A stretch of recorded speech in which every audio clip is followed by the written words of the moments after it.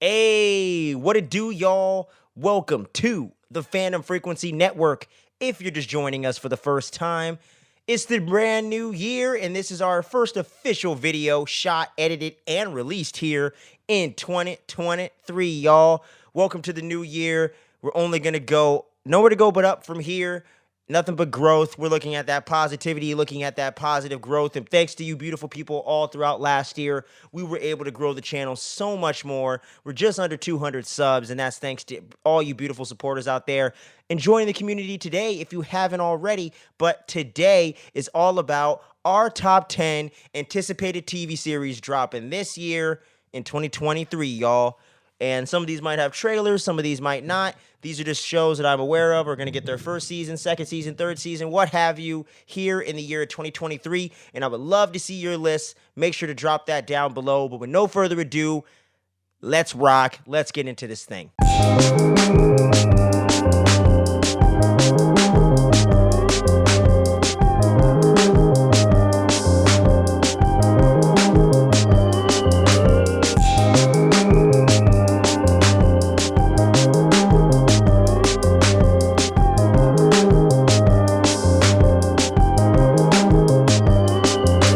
So, starting out here with my number 10 choice, I'm going to go with Daisy Jones and the Six.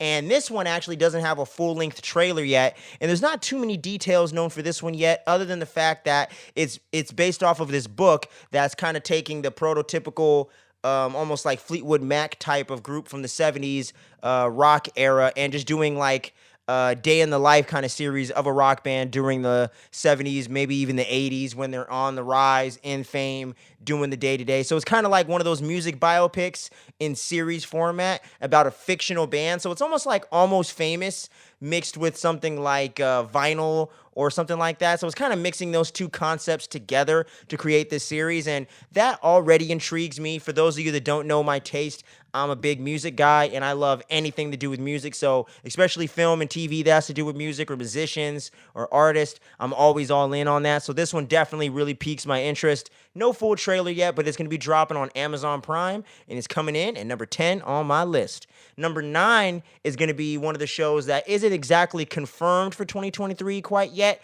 but we know the show is happening. They're shooting it in the springtime of this year, according to the lead actor of Colin Farrell, and I'm talking about the standout character from last year's The Batman, and this one's all about the Penguin. Going to be starring the great Colin Farrell as Oswald Cobblepot, aka the Penguin, and this one's going to be centered on him becoming the big mob boss in the wake of what's his name? Not Maroni, but Carmine Falcone, there you go, played by John Turturro. He got arrested and then killed by the Riddler at the end of The Batman, and if you haven't seen that by now, it's kind of on you. It's almost been a year, so spoiler alert, but so now Oswald Cobblepot, in the wake of Gotham getting flooded, it's straight up no man's land around there. Now he can make that power grab and go for the gusto. We also know that his daughter, I can't remember her first name, but she's from the Long Halloween comic books and things of that nature. She's going to be featured in the series as well, so it's going to be interesting to see where they go with this thing. But I just can't wait to watch 4, 5, 6, 7, 8 episodes of Colin Farrell's performance as this mob boss, Joe Pesci version of the Penguin. It's going to be a hell of a lot of fun, I'm sure, and that's coming in on my list on number 9, baby. Probably going to be on HBO Max, I think, too. So, going into number 8, we're going to be getting into the world of one of the wackiest comic book adaptations of all time, and this is their first official spin-off, centered on some college kids trying to make it into the 7. I'm talking about Gen V, coming from the same creative team as Seth Rogen and Evan Goldberg, the guys behind the scenes on The Boys, and this one's going to take place directly, I think, after The Boys Season 3, where these college kids are college-age kids, you know, people in their late teens, early 20s, are going to this college where they're essentially grooming them to become part of the 7, to become officially licensed and sponsored superheroes and all that. So we're going to see what kind of craziness ensues. I'm sure it's going to be a little bit of that, you know, Neighbors, American Pie type energy mixed with all the fucked up humor and violence of The Boys. So that in and of itself already piques my interest. You got some interesting actors up in here like Patrick Schwarzenegger. That's right, that's Schwarzenegger. His son's going to be up in here, so that's going to be interesting to see where that goes. But not a lot of huge actors, but some up-and-comers, so that should be very interesting. But from the official first trailer that we got just about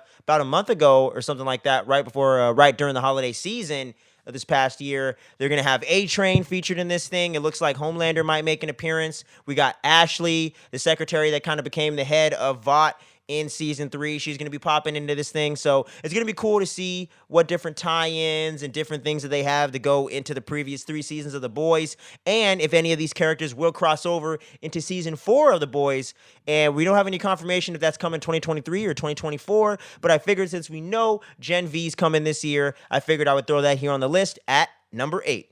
So getting into number 7, this one's actually really anticipated for me and my boy Skips. I haven't finished the game yet because I suck at gaming and I'm stuck inside the goddamn museum. If anyone has any tips or tricks, let me know in the comments. I'm talking about The Last of Us Season 1 on HBO Max, and that's dropping in literally 2 weeks. So that's right around the corner from the time of this video, and I am extremely excited to see what my boy Pedro Pascal is going to do in the role of Joel as the lead of the series. You got a new up-and-comer coming in as Ellie, and it looks like they're staying pretty faithful to the source material, that being The Last of Us Part 1 video game. And the story, just from what I've seen so far in the video game, is so well done, so compelling, and just so damn well done, man. I really just can't wait to see how they're going to bring this into the streaming world, into a TV series. And I think TV series are definitely the way to go for a video game. So I got a lot of faith in the creative team. They definitely consulted with the original creators of the game, and they signed off on it and gave them their blessing, which is always a great sign for any of these adaptations. You know what I'm saying? Doesn't necessarily guarantee they're going to get it right, but it definitely is much better when the creators are on board than when they're not. Because generally, even if it's not the best adaptation in the world, they get a lot closer to what it really should be. So I think they're going to definitely nail this one. The trailers have looked really good. The overall designs of the zombies, of the clickers and everything like that look really awesome. So I'm very excited for this one. We're going to have our weekly recaps dropping for that show either on the day of. It drops on Sunday or Monday. Stay tuned for that. We'll keep you posted on it for sure. But make sure you're tuning in for that in 2 weeks' time from now. The Last of Us coming in at number 7. So getting into my number 6, and I made a rule for this list too that I'm going to drop right now on you guys. I couldn't pick no more than 2 Marvel, Star Wars, and DC shows in each of those categories. So I couldn't pick more than 2, and I decided I would go with, in the Marvel category of things, I'm going to go with X-Men 97, which is going to follow up the classic animated series from the 90s that your boy right here grew up loving, and is the whole reason why I got into the X-Men right before they dropped the 2000 film. I absolutely love that animated series. Now, don't get me wrong, some of the effects and the animation and things of that nature haven't aged the best, but I think with this upgrade and with this almost like remake, if you will, or remaster with X-Men 97, picking up with the storylines that left off in the 90s series, I think they're going to have such really awesome and well done and updated animation that hopefully will still harken back to that hand-drawn style, the 2D from that time. So I'm hoping they're able to just upgrade the animation, keep the storytelling on point, keep it as comic book accurate as the shows were for the most part, and I think we're going to be in for a kick-ass animated series, especially in the world of X-Men in the MCU in a certain sense, and that's all us MCU fans have been clamoring for, especially in live action, is to get to see the premiere of the X-Men in the MCU proper. So it's going to be interesting to see what they do with that here in Phase 5 of the MCU, and I'm super hyped. Can't wait to see this thing. I cannot wait for the trailer. They got all the original voice cast back for the most part, playing Wolverine, Cyclops, what have you. So should be really awesome. I can't wait to see it. X-Men 97 coming in at number 6. Getting into the top 5 right here, y'all. And we're going to be doing some more Star Wars flavor right here, or bringing in some Star Wars flavor to this countdown. Number 5 is going to be the premiere of Ahsoka, starring one of my favorite performers / actresses of all time, Rosario Dawson, in the role of Ahsoka Tano. And this is pretty much going to be a live action season of Rebels. the animated Star Wars show from a few years back. And we're going to have the entire Ghost crew that's still alive pretty much in this thing. The only one they haven't confirmed yet is Zeb, but we know for the most part that Ezra's going to be in this. We know Sabine is going to be in here, played by Natasha Liu Bordizzo, another up-and-coming actress that is really, really awesome and is a kick-ass martial artist in her own right, so that should be cool to see her take on this role. There was a big tease in the preview at Star Wars Celebration that Hera Syndulla is going to be in this thing. And what better place to premiere that character in live action than essentially a Star Wars Rebels sequel in the Ahsoka Tano series? Just makes perfect sense, so I'm sure Dave Filoni's going to throw this in there. I believe he's going to be directing and writing all the episodes for the most part, or at least writing all the episodes and producing, show running the whole thing. So I'm sure his vision is going to ring true. And that Ahsoka Tano episode he did in the last season of The Mandalorian with the whole samurai vibe and everything was fucking excellent. And I hope he brings a lot of that same flavor into this series, man. The whole tease of Grand Admiral Thrawn, all that stuff. I just can't wait to see what they're going to do with it. And I actually really dig the design that they did for Rosario Dawson's version of Ahsoka Tano. I think it's really, really cool. It definitely stays true to what we know from the animated series, but adds a little bit more of realism and a little more live action flair to it. So I really dig the design. Can't wait to see what they do with this series, and I'm just chopping at the bit for the trailer for this thing. And Ahsoka Tano coming in at number 5. So getting into number 4. This one is somewhat confirmed, but mostly rumored at the moment. But I know the creator said that they're going to try to get this next season out for this show sometime during this year. And I'm talking about The Bear, Season 2. Man, this show came as such a really good surprise late last year, right before the end of 2022. I decided to binge watch this thing, The Bear, and it was fucking awesome, man. I really enjoyed this show. Really heartfelt, very well done. All the characters and the people in the show you could really connect to and vibe with and root for and yell at and somewhat hate, but you just can't help but love them all at the same time. Really, really love The Bear. It was such an excellent series led by one of my favorite actors one of my favorite up-and-coming actors right here, Jeremy Allen White, and he did such a great job at carrying the show on his shoulders and really leading the charge as the lead of the show. I've always thought he was a talented actor ever since his earlier work on all 9 or 10 seasons of Shameless. One of my other personal favorite TV series. If I had to put like a top 10 25, it would definitely be in that like 15, like top 10 to 15, somewhere in there. I love Shameless. Never ended up finishing it actually because I did think the last few seasons dropped off a bit, which is why I probably would miss my top 10 series of all time. But the first few seasons, like the first 5 or 6, I absolutely loved. So really, really, I'm always rooting for Jeremy Allen White, and he did such a great job as Carmi in the first season of The Bear. Can't wait to see what they do with it, man. So The Bear, Season 2 is coming in at number 4. So here we go. Top 3, and number 3 is going to be my most anticipated animated series in the longest time, and this first season came out of nowhere during our first 6 or 7 months of doing the channel here in late 2021. Absolutely love this series and one of Prime Video's best. I'm talking about Invincible coming back for Season 2, and they recently confirmed it on social media that Invincible Season 2 will be ready and will be dropping sometime here in 2023. And if you haven't checked out Season 1, you need to get on it. This show was absolutely incredible, especially for all you fellow superhero fans out there. This definitely exceeds your expectations and definitely subverts your expectations in the best ways possible. The end of episode 1 is guaranteed to leave you in a feeling of what the fuck just happened. There's no way you're gonna watch episode 1 of Invincible Season 1 and not be shocked. I'm telling you now. Ultraman, that character, is so compelling, so interesting, and so terrifying all at the same time. And who better to play that role than J.K. Simmons, right? And then Stephen Wen as the lead in this thing, as Mark. I absolutely love this series, and it's actually based on a comic book from it might be Image Comics, but it's called Invincible, and they got a whole big long run of like 8, 9, 10, 11, 12 volumes, so there's quite a bit of material for this show to pull from, so we can get like 5, 6, 7, 8 seasons of this thing, and I hope we do, because the world that they created in Invincible is so awesome, so fleshed out, so fully lived in, and so awesome and engaging. I really just cannot wait to see what they have in store for us for the new season. So Invincible had to be on the list, and it's coming in at number 3.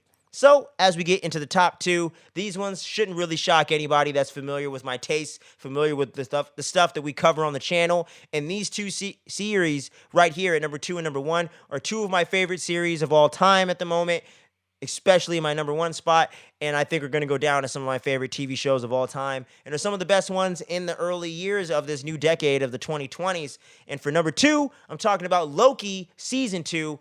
I absolutely adore season 1 of Loki. I thought it was so well done, and it was just the best Marvel series they've done in the new Phase 4 and beyond era of the Disney Plus era of the Marvel Cinematic Universe. I think they totally cracked the code with this one. It had all the Marvel flair that you come to know and love, but it had so much like existentialism, so much philosophical stuff getting talked about, so many trippy like Doctor Who time travel elements. It was just a blast to watch. And who doesn't love Tom Hiddleston in a role of Loki? He is just so awesome. You can't help but love him. You kind of don't like his actions, but you can't help but love him. But this is probably the most heroic that Loki has ever been in anything in the MCU before. And I don't know how they keep finding new shades to bring to this character, but Tom Hiddleston just keeps finding a way to do it. And there were so many great introductions in this as well, with Owen Wilson as Mobius. I absolutely love that character. He's literally one of my new favorite characters in the MCU. I love the introduction of Sylvie, the female version, or female variant, I should say, of Loki.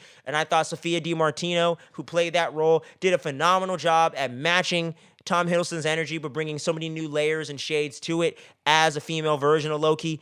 And just the whole weird relationship and attraction they have to each other was just so damn weird and out there, but totally fits the character of Loki, especially if you know his comic book source material and Norse mythology stuff from the past.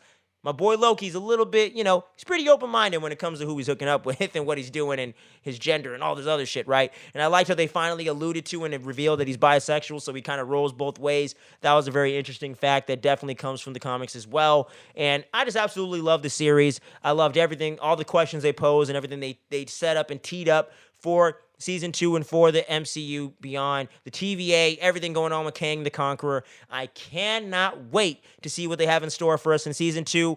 And we got the great Q-Hu Kwan from Everything Everywhere All at Once last year, and of course as the awesome sidekick of Short Round in the Indiana Jones classic sequel, Temple of Doom. He is back in full effect in Hollywood coming into Loki season 2. Cannot wait to see him and Loki sharing scenes. That should be a lot of fun. So Loki had to be on this list, and it was going to be high up if you know my taste. And if you've seen our reviews we did back in 2021, you would know that we love this series, love Loki. Can't wait for season 2 coming in on this list at number 2. So here we go, getting into the top spot, y'all. You had to know it. You had to know from the shirt right here. Mandalorian season 3, baby, is taking the top spot of my personal most anticipated TV series coming this year. And I've absolutely been on the edge of my seat after season 2. The Luke Skywalker reveal, everything going on with that, the Darksaber, Bo-Katan Kryze, the whole thing with Din Djarin himself, Mando, getting kicked out of his clan at the end, or in season 2.5 during the Book of Boba Fett, which is a little bit of a weird thing there. But anyways, I'm moving forward. Let's not get into all that. But yeah, cannot wait for this new series and this new season, because this thing is just getting better and better with every season. The Mandalorian was exactly what us Star Wars fans needed after the big old, after the controversial thing that was the sequel trilogy. Even though I'm one of the people that enjoyed the movies, they all had their issues and faults and didn't necessarily come together in a unified vision for the new trilogy and for the Skywalker saga as a whole. So when The Mandalorian came in season 1 towards the end of 2019, right when we got episode 9, The Rise of Skywalker, everyone, including myself, thought that this was such a breath of fresh air. The Mandalorian, the character himself, is so awesome, so badass, but so likable, and you definitely you're just intrigued by him from the get, and you get to know quite a bit about him throughout the series. But they definitely do a lot of showing and not just telling. And I love the relationship that Din Djarin has with Grogu, aka Baby Yoda. And Baby Yoda, in and of himself, Grogu is an awesome character, one of those cute characters that's fun, cuddly, and cute, but at the same time can kick some ass and really take some names, and it's just infinitely entertaining to watch. I absolutely love Grogu, one of my favorite new characters in Star Wars as well. And the adventures that him and Mando have gone on have been a lot of fun. We've gotten introduced to a lot of cool new characters, like Mignon Wen as Fennec Shand. We've also got introduced to Timothy Oliphant as the sheriff. I'm forgetting his name right now, but he was an awesome character as well. The reintroduction of Boba Fett was so awesome. We're not going to get into the show itself. That was a little disappointing, the Book of Boba Fett, for me at least. But hey, I'm just glad to see Boba Fett back in action with the armor and everything like that. So many great new introductions to characters we've known before, like Bo-Katan Kryze, played by the great Katie Sackhoff. There you go. So that was awesome to see there. And with this new season teeing up a big conflict between Din Djarin and Bo-Katan for ownership of the Darksaber, because whatever Mandalorian owns that saber is the leader of all Mandalore, all clans and all sectors of it. So Bo-Katan's going to want to make that power play, even though Din Djarin won it fair and square in a battle with Moff Gideon at the end of season 2. She's going to want that thing, and she had it at one time, and when she got it without actually earning it, it put a lot of things into jeopardy and didn't necessarily pan out the way she wanted to back in the Clone Wars days and stuff, going into Star Wars Rebels earlier in the Star Wars timeline. So going to be very interesting to see how that conflict pans out between Din Djarin, Pedro Pascal, and Katie Sackhoff as Bo-Katan, and we're going to get introduced to a lot of new Mandalorians, and we're going to finally get to see Mandalore in full effect in live action, so that should be really awesome as well. I just cannot wait for this series and this new season. I love this series to death, and it's going to be awesome to see what new characters and what new corners of the Star Wars galaxy we get to explore. So The Mandalorian Season 3 had to top this list. But what's your top 10 anticipated list of TV series for 2023? Drop yours down below. I would love to hear about it. Let's get into a whole nerdy discussion on it. We're going to have a top 10 anticipated movies list as well to round out this week. And then next week and beyond, we're going to be getting into our regularly scheduled programming, the Fandom Frequency Show, our new audio/music focused podcast, Fandom FM, 2 episodes per month on the second to last Friday of the month. And we're going to have our reviews and recaps coming all during the month and all during this year. So make sure you stay tuned. You don't sleep on any of that dopeness. And I'll see you again real soon, y'all. Take care. Much love. Peace out.